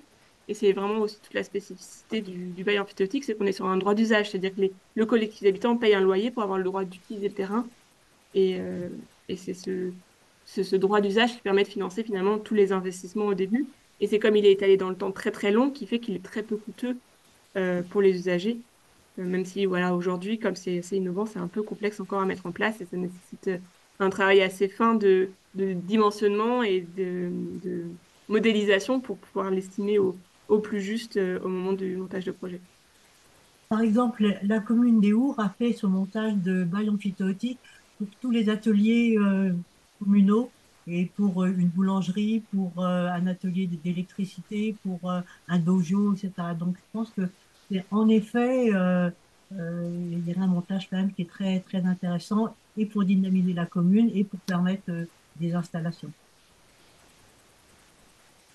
Et après, en termes sur les questions de montage économique, peut-être le petit sujet que je peux introduire, c'est voilà, le hameau léger, c'est une forme, mais il y a bien d'autres formes possibles.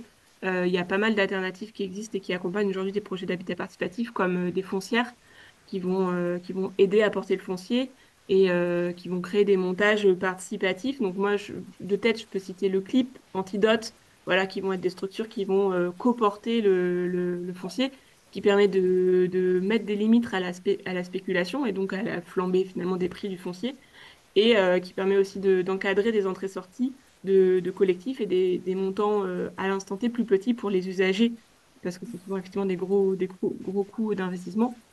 Euh, et nous, côté Léger, par rapport au montage voilà, du bail emphytéotique avec une commune qui investit et un collectif qui paye le loyer, on se rend compte que ça a aussi ses limites parce qu'on est sur des communes rurales qui ont souvent peu de moyens.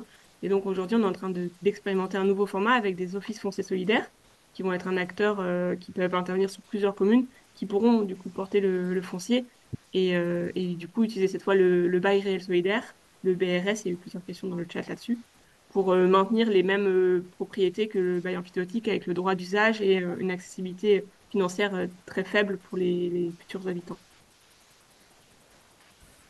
Merci beaucoup. Alors, je suis vraiment désolée, vu qu'il est 14h31 déjà, on n'aura pas pu répondre à toutes les questions, mais on va s'arrêter là et peut-être juste vous donner quelques petites informations complémentaires sur nos organisations, où trouver les informations, etc.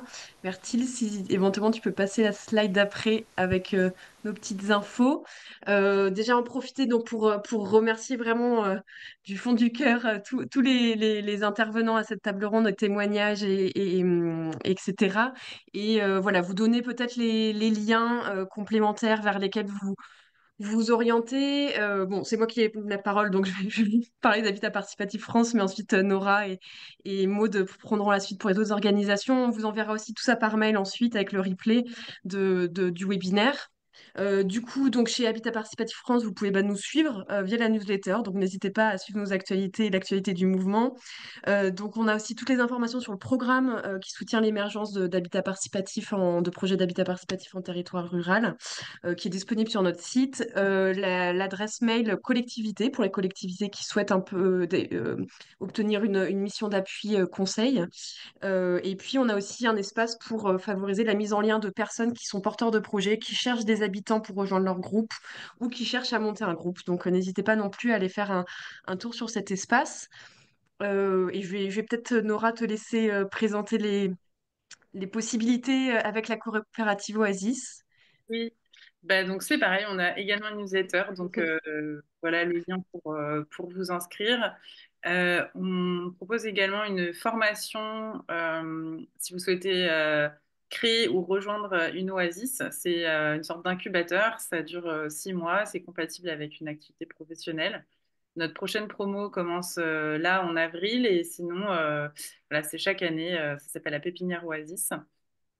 Si vous êtes une oasis, on vous invite si vous vous reconnaissez dans les valeurs que j'ai énoncées au début, vous pouvez vous inscrire sur notre carte.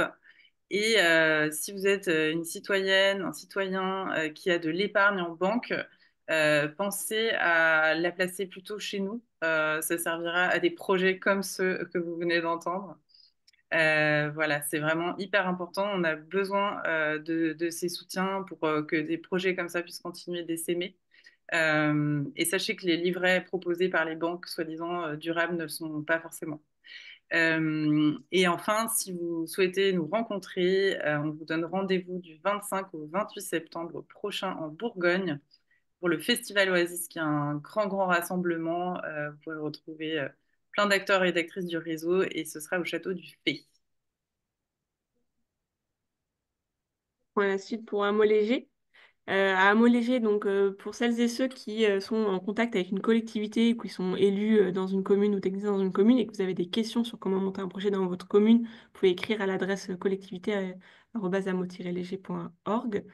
Si vous êtes plutôt des individus en recherche de projets, de terrain, de co-porteurs de projets, vous devez trouver plein de petites pépites sur notre carte au trésor, où on trouve voilà, plein de personnes qui se sont référencées. Vous pouvez vous-même vous référencer comme individu intéressé et c'est un bon moyen de rentrer en contact avec des gens. Cette carte va prochainement évoluer sur notre nouveau site internet pour être encore plus utilisée, mais elle va migrer et donc vous pouvez continuer de l'utiliser sereinement.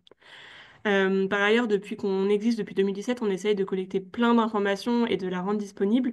Ça se fait sous forme d'événements, mais aussi de ressources en ligne. Et on est en train de produire un centre de ressources qui, pour l'instant, en version bêta, avec le lien qui a été partagé ici sur le bit.ly/, centre ressources HL, et qui sera bientôt dans une version plus moderne et complète.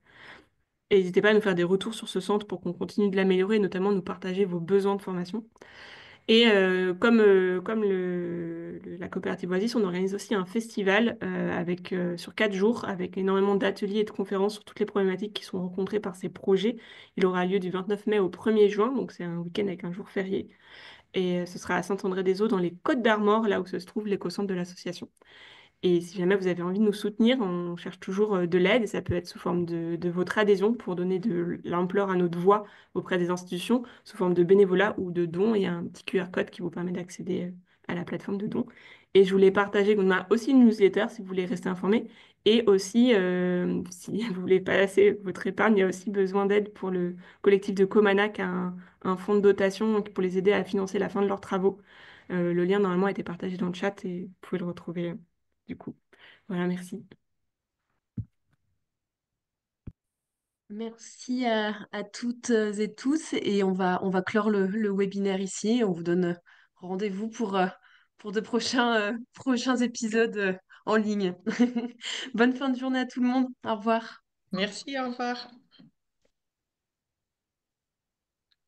Au revoir. Merci. Au revoir. Merci. Au revoir, merci beaucoup. Au revoir. Au revoir.